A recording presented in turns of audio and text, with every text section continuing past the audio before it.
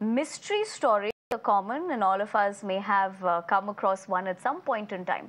But this one is from the political field. The Congress candidate in Surat, whose nomination was rejected recently due to discrepancies, has now allegedly gone missing. Nilesh Kumbhani seems to have vanished into thin air and is also not reachable on the phone and not even could be found at his home. This has raised concerns about the party leaders and also his followers. According to sources, he may jump ship to the BJP. However, on the other hand, the Saffron Party has denied the rumours. After rumours that Kumbhani may switch allegiance to the BJP, several Congress supporters also staged a demonstration outside his residence with posters labelling him a betrayer of the people. The development follows the Election Commission declaring BJP's Mukesh Dalal as the unopposed winner from Surat after all the other candidates withdrew their nominations.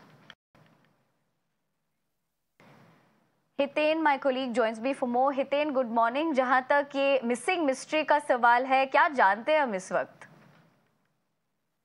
देखिए, Sunday को जैसे ही मुकेश दलाल को winning candidate घोषित किया गया election commission की तरफ से, उसके बाद कहीं ना कहीं नीलेश कुंभानी जो है वो अहमदाबाद के लिए रवाना हुए सूरत से, ये कहकर कि मैं हाईकोर्ट का रुख करूंगा, गुजरात हाईकोर्ट में जाके पिटीशन फाइल करूंगा, और उसके बाद से वो लापता है। तो परिवार के साथ नीलेश कुंभानी, उनके सपोर्टर्स जो है वो पूरी तरह से गायब है। हालांकि कांग्रेस की तरफ से अब तक इस बात की मिसिंग शिकायत इसलिए भी नहीं की गई क्योंकि कांग्रेस को पहले से शक था और कांग्रेस को पहले से ये भी पता था इस पूरी की पूरी इसकी फिक्सिंग जो मुकेश दलाल ने ही की है, जिसके चलते कांग्रेस जो वो ढूंढने की शिकायत ढूंढने की कोशिश भी नहीं कर रही है।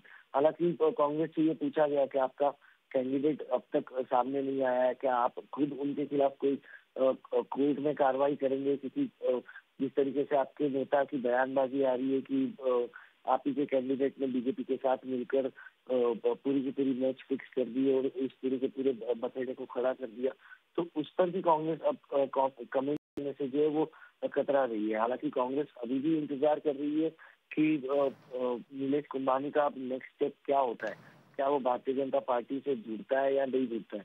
अगर नीलेश कुंभानी आने वाले दिनों में भारतीय जनता पार्टी से जुड़ते हैं तो उसके बाद कांग्रेस कोई कदम उठाने के लिए विचार विमर्श जो इस वक्त कर रही है। हालांकि कल एक खबर भी आई थी कि भारतीय जनता पार्टी से नीलेश कुंभानी और उनके सारे सपोर्टर्स जो है वो जुड़ सकते, लेकिन बीजेपी ने अब तक इन खबर को जो डिनाई कर दिया है। यानी कि अब आगे क्या होगा, क्या 7 मई को जब गुजरात की बाकी 25 सीटों पर फर्स्ट एक ही फेज में जब वोटिंग होनी है, क्या उसके बाद नीलेश कुंभानी कोई पॉलिटिकल स्टेप अपना आगे बढ़ाएंगे, ये सब कुछ अब आने वाले दिनों में ही पता होगा। फिलहाल तो नीलेश कुंभानी बीते 48 आवर्स से पूरी तरह से गायब है, ना ही उनके फोन को कोई ट्रेस कर पा रहा है, ना ही उनके फैमिली मेंबर्स को कोई ट्रेस कर पा रहा है। Ji Hiten, thank you very much for essentially putting things into perspective as to what has really transpired for so long and now what we're picking up on the latest in terms of the particular candidate in question. But for the moment, we leave it at that. Time